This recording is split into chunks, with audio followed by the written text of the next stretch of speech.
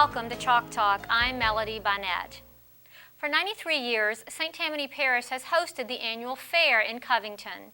This year's fair was dedicated to the memory of former superintendent of the St. Tammany Parish public school system, Lenny Montleon. Over the years, we have seen the fair grow along with this great parish. Mr. Montleon was an active supporter of the fair. It's dedicated to the memory of Lenny Montleon for outstanding leadership and appreciation for his dedication and service to the St. Tammany Parish public school system. This year, the St. Tammany Parish Fair is pleased to honor Mr. Lenny Montleon and the work that he did in St. Tammany Parish to make it the greatest place in the world to live, not only in the school system, but in the parish overall. Former Assistant Superintendent Richard Tanner had these words to say about his co-worker and lifelong friend. You know, we could get sad when we start talking about Mr. Montleon because he's no longer with us. But Lenny would want us to be happy today. He would want us to go and be proud of the educational exhibits that are exhibited in the educational building. Mr. Montleon was the superintendent, and he fought hard with the school board to maintain the fair day for the school system. We think it's a showcase for our students. It gets the parents involved with them, and Lenny was one of the prime movers of the fact that we still have a fair day, and I know that Ms. Sloan, Mr. Folsom, and the current school board are very positive and supportive of our fair. The Montleon family was presented with a plaque during this year's opening ceremony. Len, on behalf of the St. Tammany Parish Fair Association, is dedicated to the memory of Lenny Montleon for outstanding leadership and appreciation for his dedication and service to the St. Tammany Parish public school system.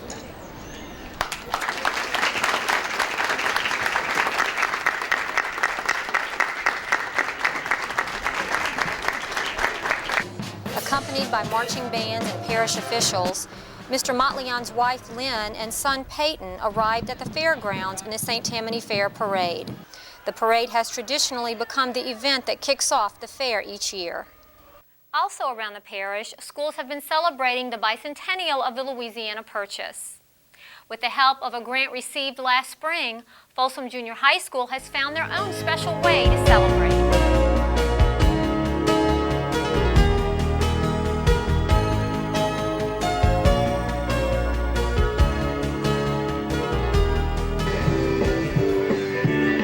When you have music, dancing, and a happy crowd, you are probably at a festival. But when all of the activities are based on Louisiana, you are at a Folsom Junior High School's Louisiana Purchase Festival. It hadn't been for Cotton Eye Joe, I've been married a long time ago. Where did you come from? Where did you go? Where did you come from, Cotton Eye Joe?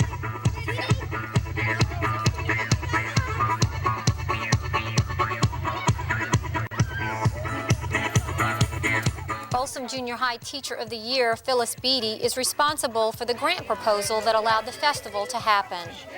Working with the creative minds of the 8th grade class, she coordinated the many activities that the festival offered. From Cajun dancing to art exhibits to live alligators, each activity was selected with one idea in mind.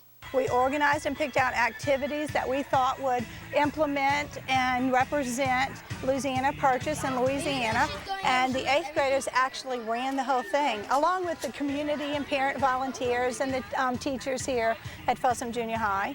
Miss Beatty is our Science and Social Studies 8th grade teacher. She's a very energetic, exciting teacher. And when the grant came out, she's always looking for an opportunity to find a way to do fun things for the students. And we had fun activities such as sack races and hula hoop contests, and we also had a coloring contest where they'll receive a $15 prize for the first place. The 8th graders will judge the pictures for us. The $15 was a little thing to represent the $15 million that we paid for the Louisiana Purchase back in 1803. We did a toss, a bean toss, that showed and taught the students the cultural land regions of Louisiana. We have a lot of educational things that we've planned here today for the kids. We have a video that was donated by the New Orleans Art Museum. That's a wonderful video educating them on the Louisiana Purchase. They watched that in the cafeteria as they had delicious pecan pie that was prepared by our cafeteria staff. Marie Bateman turned a game of Lewis and Clark bingo into a history lesson about Louisiana. Sacagawea, who I represent, she was an Indian lady. She was married to a French trapper, and he was asked to help guide them when they got close to Canada. Joining in the festivities was school board representative and proud Folsom Junior High parent, Diane Sambola. I think this is a great way to incorporate fun and learning, and it's thanks to our local community that gives generously donations for us to be able to make these fun events for children. Just sitting in a classroom sometimes gets kind of boring, but when they can come out and have hands-on experience, they really take away a lot more. Both educational and enjoyable, the festival was as successful as the school had hoped. I'd really like to thank WST for their contributions back to the community. They provide many opportunities for teachers to write mini grants, that they get software, supplies for their classroom, and this is a fun activity that I wanted to do, and I'm very appreciative that they were able to give back to the community for us to have this festival. Seniors at Slidell High School recently studied works by the medieval English writer Chaucer. Through participation in singing, dancing, poetry reading, and even dining, the students got the chance to experience life in the Middle Ages during a medieval feast, where they were transformed into the characters of Chaucer's Canterbury Tales.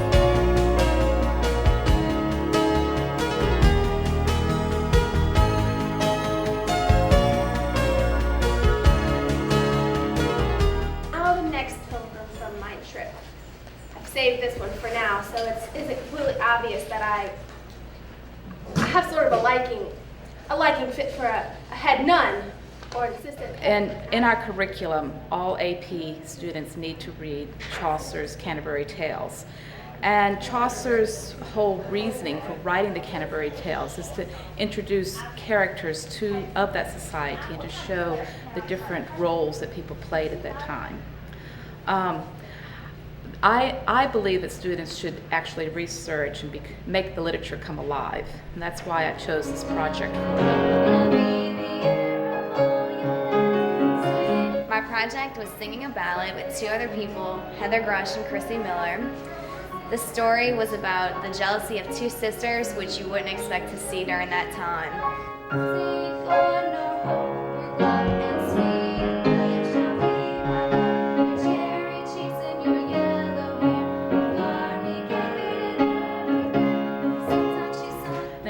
Part of AP is to do analytical writing, and we used Chaucer's tales to show that the students could understand vices and virtues that are associated with people.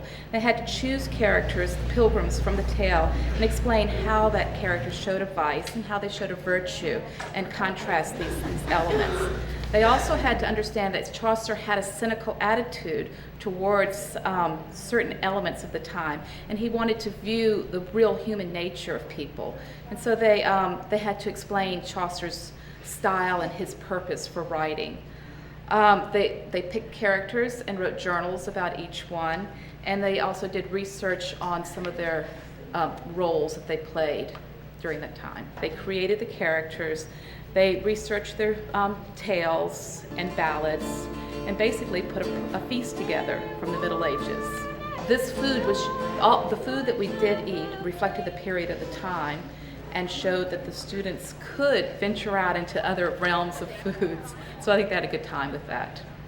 Having a feast about the Middle Ages helped us both with entertainment purposes and learning, because being involved in something like this really helps you learn more than sitting at a desk and taking notes.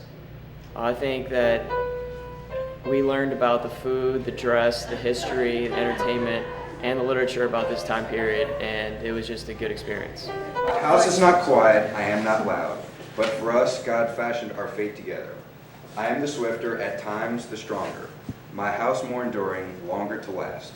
At times, so we did look at some ideas of rhetoric. We used Cicero's ideas of how you describe a person through their nature, their manner of life, their fortune, their habit, their feelings, their interests, their purpose and achievements, and through their conversation. And this is how the students created their characters. Once there was a cook's apprentice, and he was one happy dude. Let me tell you. They turned in written work and these evaluations, and then I have rubrics that I established in order to prove that they have mastered the skills that I think they should have learned at this time, the skills of describing and analyzing these characters. We move from the Middle Ages to the Renaissance. We'll actually go into the French, and we'll do Candide, which is by Voltaire, and some poems of the time.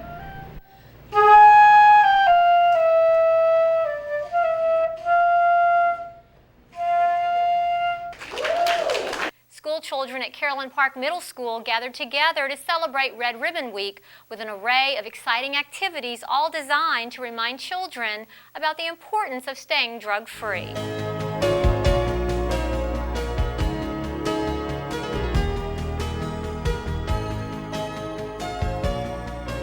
Red Ribbon Week is designed to bring awareness of the illegal and legal things that can harm a child's body and take hold of him for the rest of his life. What we're doing here this week is honoring the heroes of our lives that are cool, even though they don't do drugs. We've had a spotlight on the K-9 unit from the Slidell Police Department. It serves two purposes here. Number one is awareness and education. Coming out to the schools, talking to them about drugs, the bad things about drugs. And there are some good drugs, obviously, that doctors prescribe for you. But the fact of the matter is, a lot of these children are going to be confronted with drugs sometime in their lives. Parents and teachers and law enforcement can't follow these children around and protect them all the time. So what we try to do is give them the skills, the knowledge, and the information that's out there. You know, a lot of us have been doing or in this these careers for a long time, and we've seen what can happen to people that fall into the drug world, and obviously it's always a bad thing. So what we try to do is come out there and talk to them somewhat on their level, just let them know that this is occurring out there and that they need the skills, they need the knowledge to protect themselves from drugs and drug dealers, obviously. So a lot of these children have not met policemen before. They develop their ideas of what police are based on TV, movies, and on what siblings or parents tell them about the police. And what we come out and let them know is that us, as well as our dogs, are here for a reason, to protect them, to keep them safe, and that the dogs add a little aspect to it of, you know, these are really dogs, and they're well trained, and that they're used for the protection of them, basically. So what we do is we bring the dogs out. The kids love it, as you can hear and see, and they just really enjoy the little demonstration, because most of them only see police canines, but they see in the news or on some of the police shows and things of that nature. So it gives them just a different aspect of what policemen are and what we're trying to do in protecting them and keeping them away from drugs. They've also made pledges. They made handprints of their hands and wrote a pledge to stay drug-free, and we planted them out in a garden we're calling the Pledge Garden. It's a delight to see the hands waving in the wind. Additionally, we have some videos provided by the Navy, strictly teaching children how they can say no. At this age, 4th, 5th, and 6th grade, kids aren't necessarily into illegal drugs, but they're surrounded by images of coolness in the shape of cigarettes or alcohol. And we want to make an equally loud statement against those things by showing them the heroes of our community. Each child decorated their own pledge card, and they're hanging out in the hallways for all to see. When we go down the hallways, we'll see just miles of red to celebrate Red Ribbon Week. Children at Pontchartrain Elementary School are even more excited about recess now that they have new playground equipment, thanks to a hard-working staff and some dedicated parents. Let's listen to Principal Dr. Kathleen Wiseman and Assistant Principal Laura Norsworthy as they share with us their story of how this dream became a reality.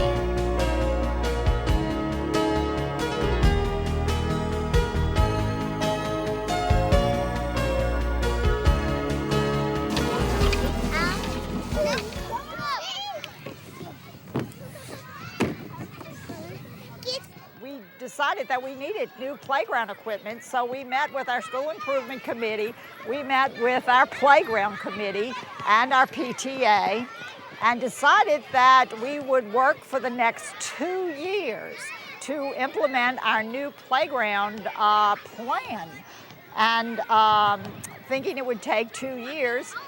And after 2 months, 2 to 3 months, thanks to Jerry Coogan, one of our parents, who really just took the ball and ran with it, went to our sponsors, worked with our PTA, and by August, the playground equipment was paid for and installed.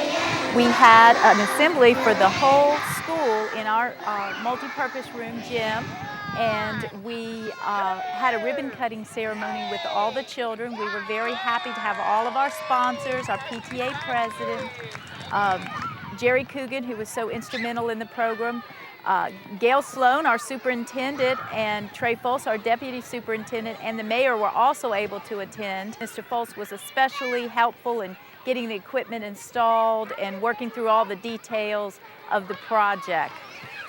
The playground equipment is designed to hold 150 children at a time. So this is great for a large school like ours because that allows a lot of children to play on it at one time. It has a series of slides, 5 slides to be exact, different things for them to climb on. It has kind of a simulated rock climbing wall. It has chains that they can climb. The slides are all different. It actually has a speaker system where the children can kind of talk on a play telephone from the top to the bottom, and the speakers, they can hear one another, which is kind of a fun feature. Our dream has come true, and we've made a lot of children very, very happy. It's time now for our student-produced video feature. Join us as we watch Fan Disher's math students at Mandeville High School participate in an exciting and hands-on math lesson. This piece was edited by our ITC intern, Nolan Beaver, a broadcasting student at Mandeville High School.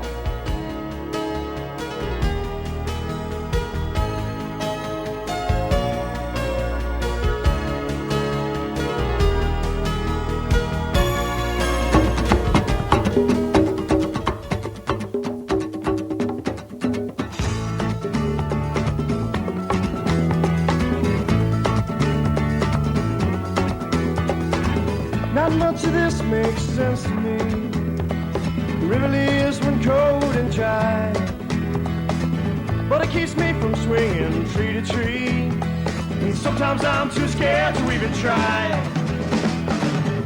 Passing through the possibilities, they seem as endless as the sky.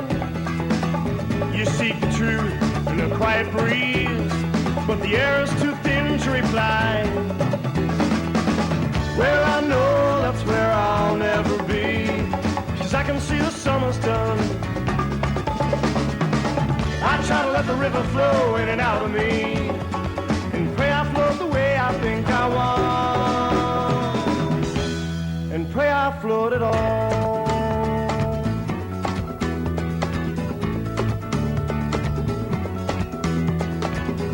Distant oceans of subtle residue cling to minds from our past, tell us what is what and who made who, but time's events move us too fast. Simple sentiments whisked away by ancient steel world, struggling to content ourselves with what we think best.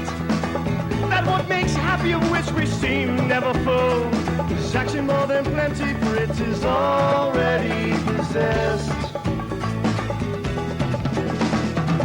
Well, I know that's where I'll never be, 'cause I can see the summer's done.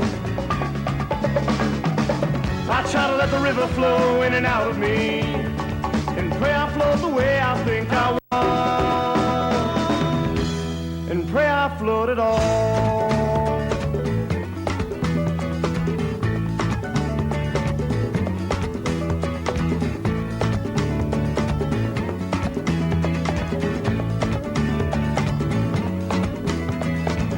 Not much of this makes sense to me. The river leaves when cold and dry, but it keeps me from swinging tree to tree, and sometimes I'm too scared to even try. Utter confusion feigns clarity, scattered delusions excuses destiny. It's never never exactly how it appears to be. It's too much for any of us who even try to see.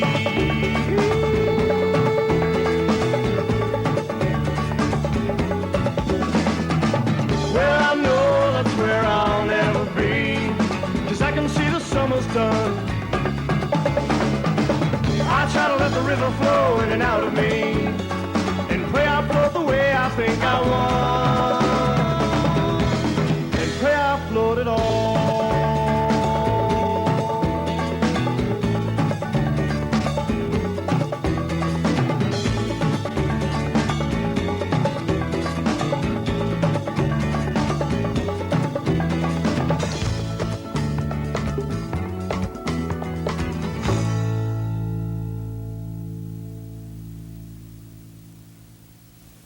Thanks for watching. We hope you enjoyed our show. Sit back now and enjoy the sights and sounds of the students at Christmas time in the St. Tammany Parish Public School System.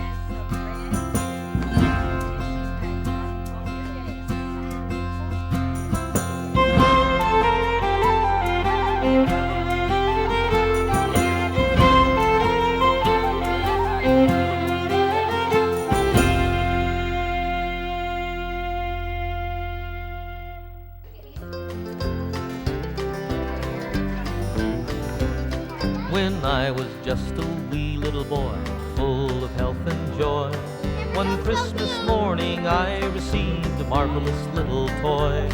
A wonder to behold it was, with many colors bright. And the moment I laid eyes on it, it became my heart's delight. It went zip when it moved, bop when it stopped, brrr when it stood still.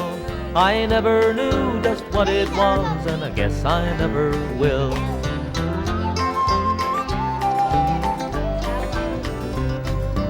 First time that I picked it up, I had a big surprise. For right on its bottom were two green buttons that looked like big green eyes. I first pushed one, and then the other, then I twisted its lid. And when I set it down again, this is what it did. It went zip when it moved, bop when it stopped, brrr when it stood still. I never knew just what it was, and I guess I never will.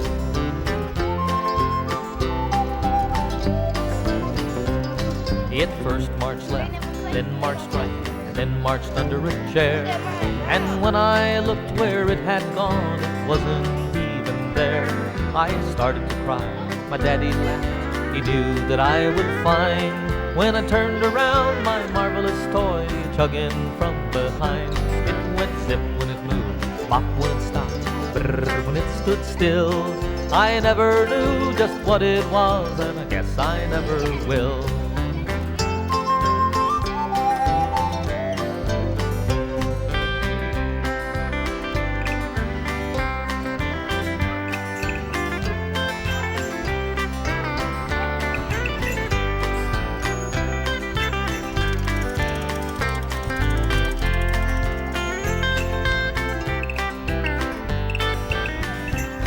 Well, the years have passed too quickly, it seems. I have my own little boy, and yesterday I gave to him my marvelous little toy.